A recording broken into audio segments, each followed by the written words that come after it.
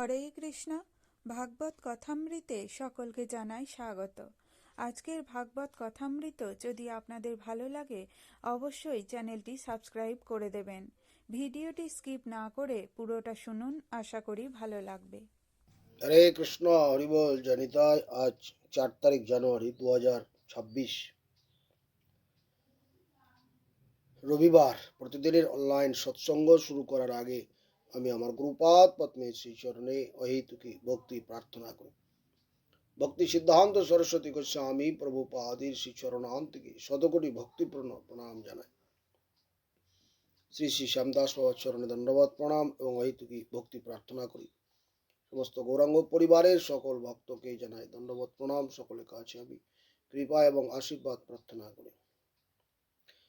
বন্দে গুরুপদদ্বন্দ্বম ভক্তবৃন্দ সমন্বিতম শ্রীচৈতন্য প্রভুম বন্দে শ্রীনিত্যানন্দ সহোদিতম শ্রীনন্দনন্দনং বন্দে শ্রীরাধিকা চরণোদ্বয়ম গোপীজন সমায়ুক্তং বৃন্দাবনং মনোহরম আজানুলম্বিত ভুজৌ কনকাবদাতৌ সংকীর্তনৈকপিতরৌ কমলায়তাক্ষৈ বিশ্বম্ভর দ্বিজবর যুগধর্ম পালো বন্দে জগৎপ্রিয়করো করুণাবতারো নমামি গঙ্গে তব পাদ পঙ্কজম সুরাসুরৈর্বন্দিত দিব্যরূপম ভুক্তিম চ মুক্তিম চ দদাসি নিত্যম ভাবানুরূপে সদা নরানম ধ্যেয়ং সদা পরিভবপ্নম অবিষ্টতোহম তীর্থাস্পদম শিববিরিঞ্চিনুতম শরণ্যম প্রণতপালম ভবাব্দিপোতম বন্দে মহাপুরুষতে চরণারবিন্দম বাগীশযস্য বদনে লক্ষ্মীর্যস্য চ বক্ষসি যস্যস্তে হৃদসংবিত্তম নিঃসঙ্গমহম ভজে গঙ্গা তরঙ্গ রমণীয় জটা কলাপম গৌরী নিরন্তর বিভূষিত বাম ভাগম নারায়ণ প্রিয় মনঙ্গমদাপহারম বারাণসী পুরপতি ভজ বিশ্বনাথম শ্রীকৃষ্ণ চৈতন্য প্রভু নিত্যানন্দ শ্রী অদ্বৈত গদাধর শিবাসাদি গৌর ভক্ত বৃন্দ জয় রূপ সনাতন ভট্ট রঘুনাথ শ্রীজীব গোপাল ভট্ট দাস রঘুনাথ নারায়ণ নমস্কৃত্যং নরং চৈব নরোত্তমং দেবীং সরস্বতীং ব্যাসং ততো জয়মুদীরয়ে। ওম হরে কৃষ্ণ কৃষ্ণ কৃষ্ণ হরে হরে, হরে রাম রাম রাম হরে হরে। গৌরী গোষ্ঠীপতি ভক্তি সিদ্ধান্ত সরস্বতী ঠাকুর প্রভুপাদ বলছেন যে দূরে থেকে বা গৃহে থেকে সাধু সঙ্গে হরিকথা শ্রবণ কিভাবে সম্ভব। আমরা সবাই তো সাধুর কাছে থাকতে পারি না, সেই মহান সাধুর সঙ্গ লাভ করার সৌভাগ্য আমাদের হয় না সবসময়। তো এই জন্যই আমাদের মায়া আমাদেরকে আকৃষ্ট করে। তা প্রভুপাদ বলছেন তাহলে দূরে থেকে বা গৃহে থেকে কি করে সাধু সঙ্গটা হরিকথা শ্রবণটা সম্ভব। প্রভুপাদ বলছেন যে আমাদের মঠে সর্বদাই হরিকথা, সকলেই হরি সেবা রত। মঠে প্রভুপাদ বলছেন যারা সত্যিই মঠে বাস করেন, সবাই যে মঠে বাস করেন এরকম নয়। প্রভুপাদ বলছেন সেটা যারা সেই চিন্তা নিয়ে মঠে থাকেন তাদের কথা বলছেন প্রভুপাদ, যে যারা মঠে বাস করেন তারা সর্বদাই হরি সেবা রত। সেই যারা হরি সেবা রত, সেবাপ্রাণ ভক্ত, তাদের সঙ্গ আমাদের করণীয়। সেরকম সেবানিষ্ঠ যারা সবসময় ভগবানের সেবা ছাড়া তারা কিছুই চান না আন্তরিকভাবে, সেই ভক্তগণের সঙ্গ আমাদের সর্বতোভাবে করা দরকার। যেখানে হরিকথা নাই, যে জায়গায় হরিকথা নাই, সেই স্থানটা যতই আত্মীয় স্বজন দ্বারা বেষ্টিত হোক বা বাসের যে বসবাস করার সুবিধা হোক, সেই স্থানটা আমার প্রভুপাদ বলছেন আমি প্রয়োজন মনে করি না। যেখানে হরিকথা নাই, বৈষ্ণবগণের আনাগোনা নাই, বৈষ্ণবের কৃপা নেই, বৈষ্ণবের সেবা নেই, সেই স্থানটা আমি প্রয়োজন বোধ করি না। ভগবানের কৃপায় মঠে সর্বক্ষণ হরিকথা, হরিসেবা প্রবৃত্তি দেখে মহাপ্রভুর করুণা কথায় আমি ভাবি। প্রভুপাদ বলছেন মঠটা সেরকম জায়গা যেখানে সবসময় ভগবানের কথা আলোচনা হয়। যদি হয় তাহলে সেটা মঠ, আর যদি না হয় তাহলে সেটা প্রভুপাদ কি বলছেন মাঠ। মঠ নয়, মাঠ। মঙ্গলাকাঙ্ক্ষী সজ্জনগণ মঠে এসে গুরু বৈষ্ণবের নিকট হরিকথা শুনবেন, শ্রবণ করবেন।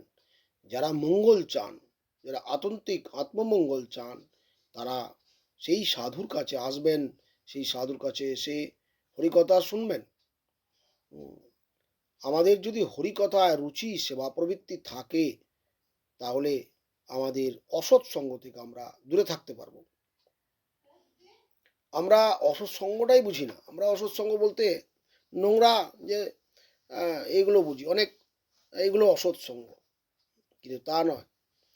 যারা জাগতিক কথায় প্রমত্ত, সেটাও অসৎ সঙ্গ। প্রভুপাদ বলছেন তা আমরা যদি হরিকথায় সেবা প্রবৃত্তি আমাদের থাকে, রুচি থাকে, তাহলে আমাদের অসৎ সঙ্গ থেকে আমরা দূরে থাকতে পারবো।